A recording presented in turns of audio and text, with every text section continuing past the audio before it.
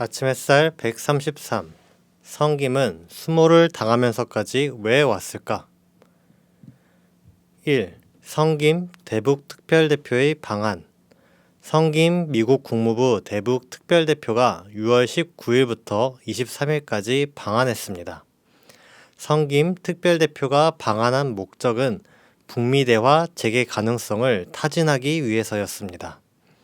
김정은 국무위원장은 6월 17일에 열린 조선노동당 중앙위원회 제8기 제3차 전원회의에서 국가의 존엄과 자주적인 발전 이익을 수호하고 평화적 환경과 국가의 안전을 믿음직하게 담보하자면 대화에도 대결에도 다 준비되어 있어야 하며 특히 대결에는 더욱 빈틈없이 준비되어 있어야 한다 라고 말했습니다. 이 발언은 미국과 대결할 가능성이 크니 대결을 잘 준비하라는 의미에 가깝습니다. 미국은 이 발언을 아전인수격으로 해석했습니다. 제이크 설리번 미 백악관 국가안보보좌관은 이 발언에 대해 흥미로운 신호로 본다라며 직접적인 의사소통을 할 수 있는지를 기다리고 지켜볼 것이라고 말했습니다. 그리고 성김을 한국에 보내 북한과의 대화를 추진했습니다. 성김은 6월 21일 언제 어디서든 조건 없이 만나자는 우리의 제안에 긍정적으로 반응하기를 희망한다 라며 북한에 대화를 제안했습니다.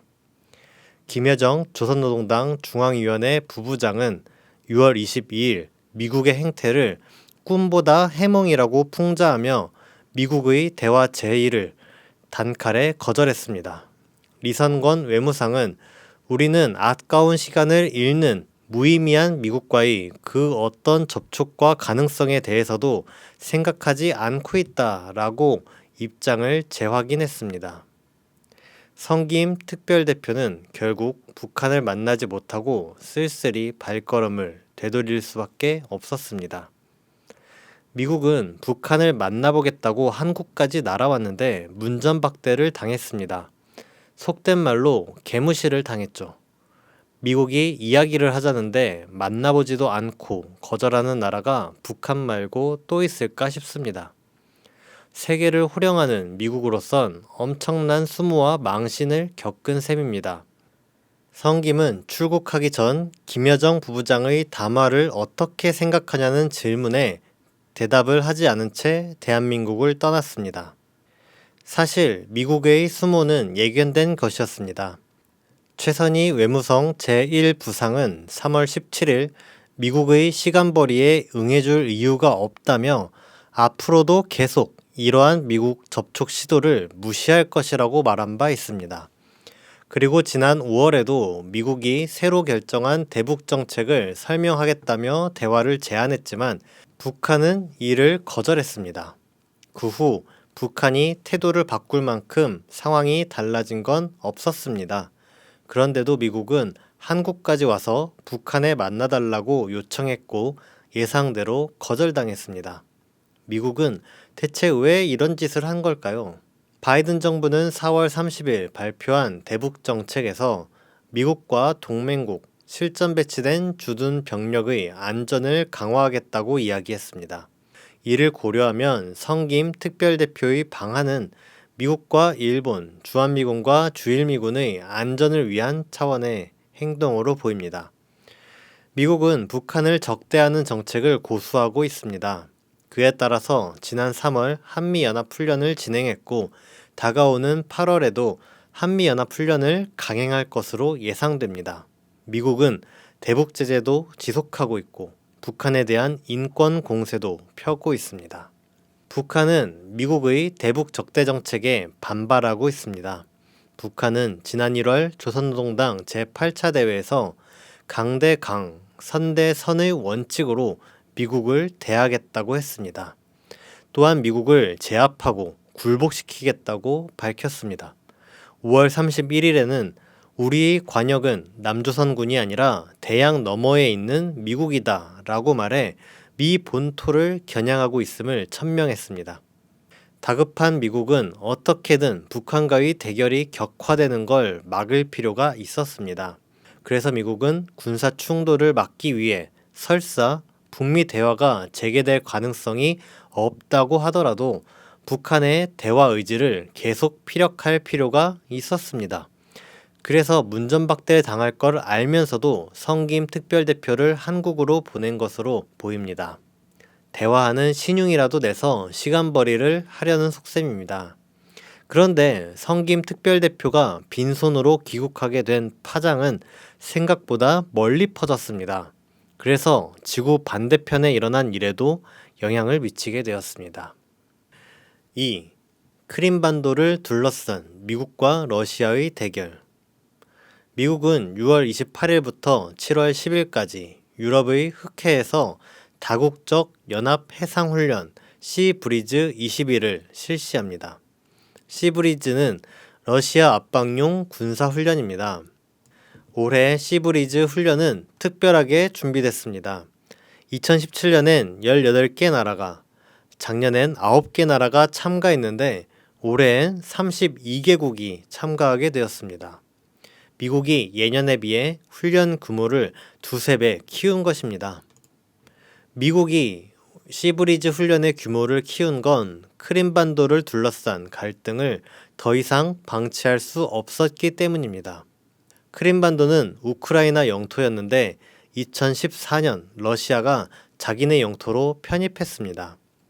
우크라이나에선 러시아가 크림반도를 병합한 이후로도 분쟁이 지속됐습니다. 러시아의 우호적인 우크라이나 동부와 남부 국민들은 2014년 주민투표를 통해 독립을 선포했습니다. 그러나 우크라이나는 이 독립을 인정하지 않았고 이들을 제압하려 했습니다. 그래서 일어난 군사 충돌이 지금도 이어지고 있습니다. 올해에도 우크라이나는 군을 동부 지역에 보내 진압하려 했지만 지난 4월 러시아가 우크라이나 접경 지역으로 대규모 군대를 보내 우크라이나 정부군을 견제했습니다. 러시아는 4월 8일 우크라이나군이 행동에 나서면 종말의 시작이 될 것이라고 경고했습니다. 우크라이나를 둘러싼 갈등이 고조되고 있는 것입니다. 이런 와중에 6월 23일에는 흑해에서 영국과 러시아가 충돌하는 일이 일어났습니다. 영국 해군 구축함이 크림반도 러시아 해역을 3km 침범한 것입니다. 러시아는 전략폭격기 수호이를 출격시켜 폭탄 4발을 위협 투하했고 그러자 영국 구축함이 러시아 영해 밖으로 도망쳤습니다. 미국과 서방 세계가 러시아에 패배한 것입니다. 영국 국방부는 이런 사실을 부인했습니다. 영국 해군 함정은 국제법을 준수하며 우크라이나 영해를 무해통항이란 아무 문제의 소지 없이 항행하는 것을 말합니다. 무해통항 중이었고 경고 사격은 없었다라고 밝혔습니다.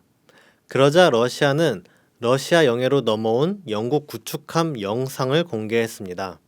영국 구축함에 타고 있던 BBC 기자도 항로를 바꾸지 않으면 사격하겠다는 경고가 들렸고 이후 멀리서 사격하는 소리가 들렸다라고 증언했습니다. 이를 보면 러시아의 발표가 사실인 것 같습니다. 크림반도를 둘러싼 대결은 중요한 의미가 있습니다. 1991년 소련이 붕괴한 이후 세계는 미국 중심의 일극체제로 재편됐습니다. 그런데 시간이 흘러 미국 중심의 일극체제에 큰 파열구를 내는 중대 사건이 일어났습니다. 그중 하나가 러시아가 크림반도를 병합한 것입니다.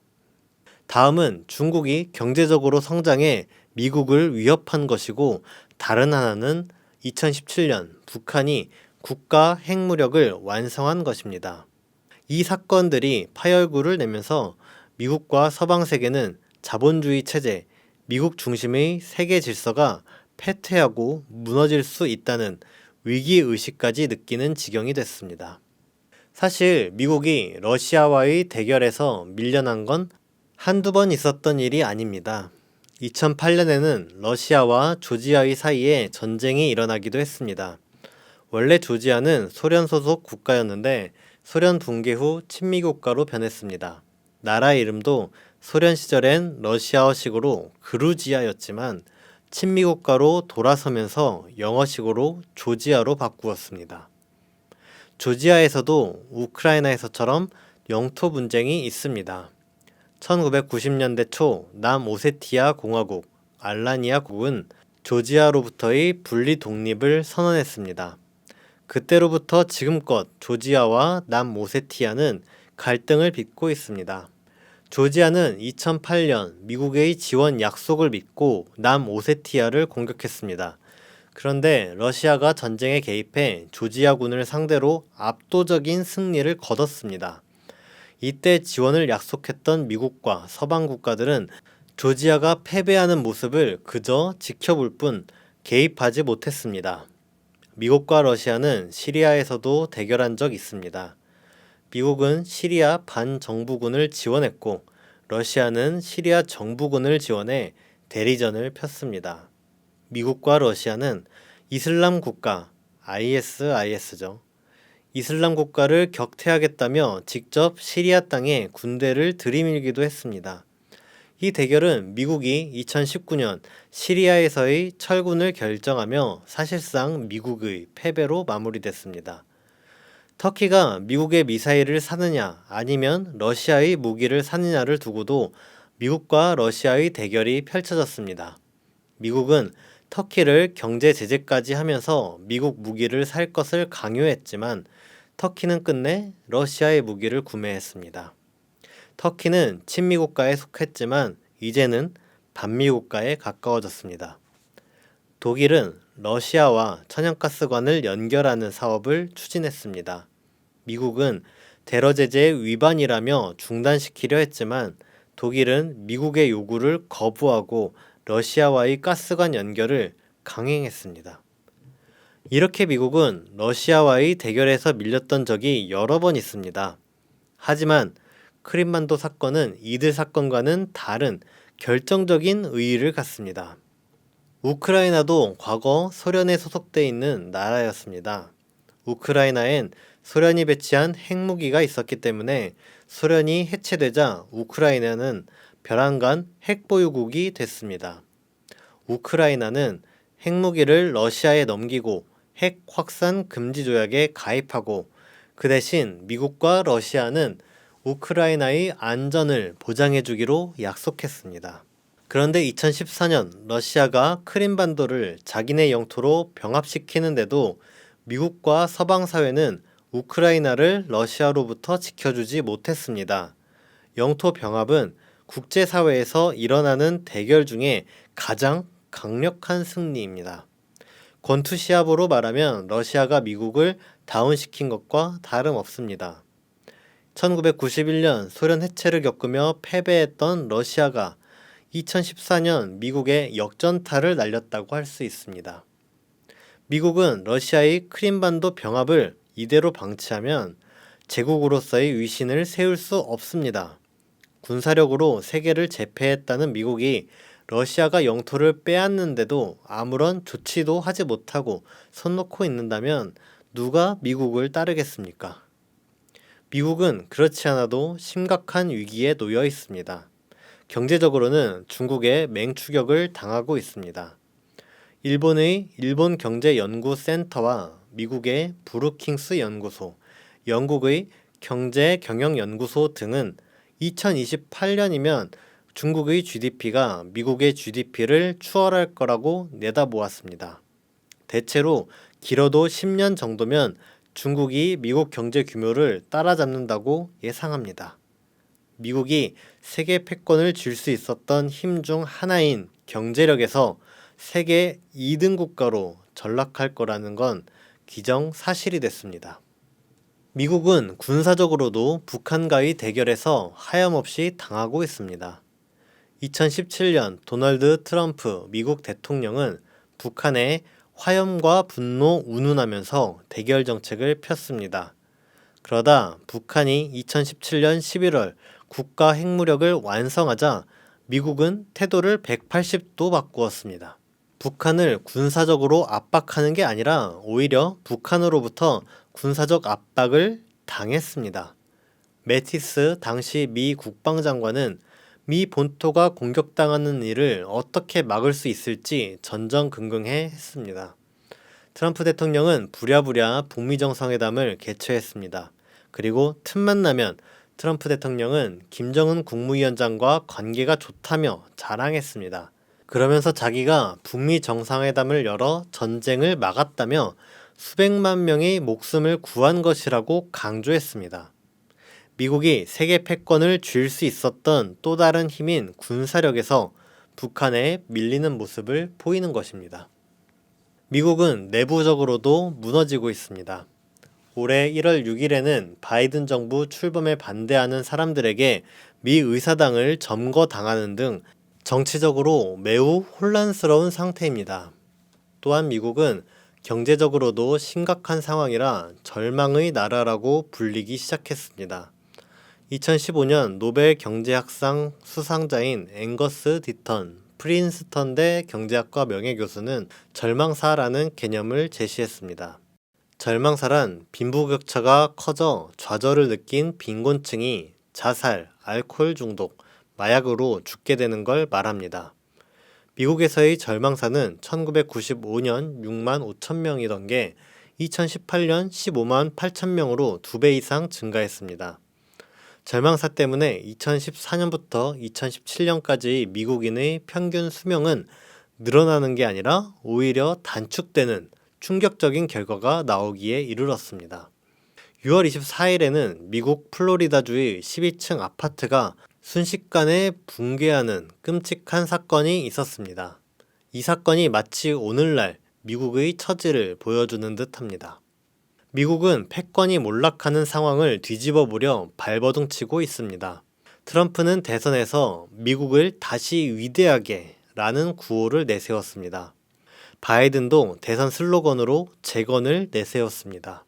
미국이 크림반도를 되찾기 위해 분투하는 것도 같은 맥락입니다. 소련을 붕괴시킴으로써 세계를 제패했듯 러시아에 맞서 크림반도를 되찾음으로써 재역전을 이루려는 것입니다. 그렇게 미국을 다시 위대하게 만들고 과거의 영광을 되찾겠다는 의지입니다. 그러나 상황은 미국의 생각대로 순탄하게 흘러가지만은 않고 있습니다. 영국을 내세워 구축함을 들이밀어 보았지만 보기 좋게 패퇴하고 말았습니다. 사실 미국 자신도 2014년 크림반도 사건 초기에 흑해의 구축함 도널드 쿡함을 진입시킨 적 있습니다. 그러다 러시아가 출격시킨 수호이가 고도 150m까지 내려와 위협 비행을 하는 바람에 후퇴했습니다. 그래서 미국은 상황을 만회해보고자 이를 갈고 시브리즈 훈련을 규모를 크게 늘리며 대대적으로 추진하는 것으로 보입니다. 3. 시브리즈 훈련에 한국이 불참한 사연. 시브리즈 훈련 준비 과정에서 또 하나 특이한 일이 있었습니다. 미국은 시브리즈 훈련 공식 발표 자료에 한국을 훈련 참가국으로 명시했습니다. 그런데 한국 정부는 미국이 초청한 바는 있지만 참가하지 않고 참관할 계획도 없다며 부인했습니다. 한국과 미국의 관계를 고려했을 때 한국군이 공개적으로 참가하지 않는다고 잘라 말한 건 미국이 참가하지 않아도 좋다고 승인해 주었기 때문이라고 추측할 수 있습니다. 미국은 왜 한국군의 불참을 승인했을까요? 그건 바로 북미 대결이 우려되기 때문으로 보입니다. 한국이 시브리즈 훈련에 참가하기 위해 군함을 파견하면 그만큼 대북 군사태세에 빈틈이 생기기 때문입니다. 앞서서 미국 패권에 결정적인 파열구를 낸 세 가지 사건으로 러시아의 크림반도 병합과 중국의 경제적 부상, 북한의 국가 핵무력 완성을 꼽았습니다. 미국은 중국과 러시아를 상대로는 상당히 강경 대응하고 있습니다. 미국이 크림반도를 수복하려 노력하고 있다는 건 앞서서 살펴봤습니다. 미국은 중국을 상대로도 대만을 지원하며 갈등을 고조시키고 있습니다. 미국은 1979년 중국과 수교를 맺으며 대만과는 단교했습니다. 그런데 2019년 미 국방부가 대만을 국가로 표기하고 2020년엔 대만에 무기를 수출했으며 올해엔 특사단을 파견해 대만과 교류를 가졌습니다. 이에 중국은 크게 반발하고 있어 중국과 미국, 대만 사이에 긴장이 고조되고 있습니다. 중국 싱크탱크 중국해협 아카데미는 중국과 대만의 전쟁 위험성을 지수로 나타냈는데 그 수치는 7.21로 평가됐습니다. 과거 중국 공산당과 국민당이 내전을 치렀던 1950년대의 위험 지수가 6.7 정도였다고 하니 지금은 무척 위험한 상황이라고 할 수 있습니다. 레이 연구원은 미국과 대만의 긴밀한 관계가 중국과의 무력 충돌 위험을 높이는 가장 큰 요소라며 현 상황이 지속되면 중국이 무력으로 대만을 통일하려는 것은 시간 문제라고 지적했습니다. 이렇게 미국은 러시아와 중국을 상대로 강경 대응을 하고 있는데 유독 북한에만은 끊임없이 대화를 시도하고 있습니다. 아무리 모욕을 당하고 멸시를 당해도 초지일관 대화를 제안합니다. 그 이유는 미국이 본토를 공격당할까봐 우려하고 있기 때문입니다. 미국은 중국이나 러시아를 상대로는 군사 충돌이 일어나더라도 그 지역에 국한한 충돌로 통제할 수 있다고 보고 있습니다. 하지만 북한과 군사 충돌이 일어날 경우 한반도에 국한된 충돌로 그치는 게 아니라 미 본토를 공격당할 수 있습니다. 그래서 북한과는 직접적인 대결을 피하려고 합니다. 북한은 미국의 대화 제의를 일관되게 거부하고 있습니다. 이는 물론 미국의 시간벌이 노름에 놀아나지 않겠다는 뜻이며 미국이 대북 적대 정책을 포기하지 않으면 미국에 상응하는 강경 대응을 하겠다는 뜻입니다. 여기에 더해 북한이 미국의 대화 제의에 응하지 않은 데에는 북중러 연대의 의무도 있습니다. 북한이 미국과 대화를 시작하면 미국은 본토가 공격당할 위험에서 벗어납니다. 그러면 미국은 북미 대결에 투입했던 역량을 중국이나 러시아와 대결하는 대로 돌릴 수 있게 됩니다. 만약 북한이 성김의 대화 제의를 받아들였다면 미국은 러시아를 상대할 역량을 더 늘릴 수 있었을 것입니다. 그랬다면 영구 구축함이 러시아 영해에 들어갔다가 충돌이 일어났을 때부터 후퇴하지 않고 더 많은 역량을 투입하며 더 큰 공세를 폈을 수도 있었을 것입니다.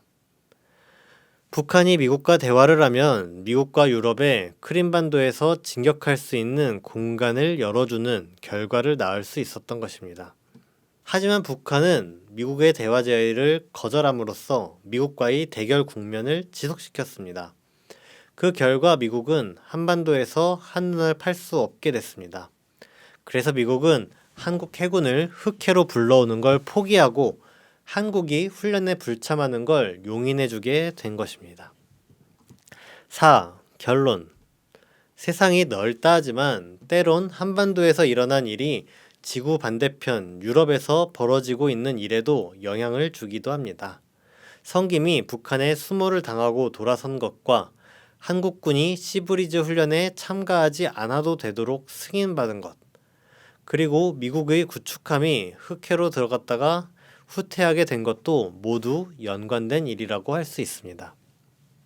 한반도와 크림반도 이 두 곳에서 일어나고 있는 사건을 보면 미국을 중심으로 하는 서방 세계 진영과 북중러 사회주의 반제 진영의 세계적 대결이 대단히 치열하게 전개되고 있다는 걸 알 수 있습니다. 이 세계적 대결에서 미국과 서방 세계 진영은 자기 스스로 심각한 위기의식을 느낄 정도로 수세에 빠져 있습니다. 반면 북중러는 미국과 서방 세계를 향해 상당히 강한 공세를 펴고 있습니다. 과거에는 미국이 북한을 제재하려 하면 중국과 러시아가 동참하는 식으로 서로 분열이 되는 때도 있었는데 지금은 매우 공고한 전략적 유대 협력을 하고 있습니다. 6월 28일에는 중국과 러시아가 정상회담을 가졌습니다. 시진핑 주석은 아무리 험난한 어려움이 있어도 계속 협력해 나아갈 것이라고 말했습니다. 블라디미르 푸틴 러시아 대통령은 6월 22일 중국과 군사 동맹을 맺을 수도 있다고 말했습니다. 러시아 지도자가 중국과 군사 동맹을 언급한 건 1950년 이후 처음 있는 일입니다. 북중 관계는 2018년에 수차례 정상회담을 열며 최상의 경지로 올라섰습니다. 북한과 러시아는 2019년 정상회담을 열었습니다. 김정은 국무위원장과 푸틴 대통령은 서로 칼을 선물로 주고받았는데 김정은 국무위원장은 절대적인 힘을 상징한다라며 칼 선물의 의미를 설명했습니다. 북한과 러시아가 주고받은 바로 그 칼이 2년이 지난 지금 미국의 패권을 베어버리려는 듯 합니다. 미국과 서방 세계의 위기와 북중러의 공고한 연대는 오늘날 세계적 대결의 특징이라고 할 수 있습니다. 오늘 아침 햇살은 여기까지입니다. 들어주셔서 감사합니다.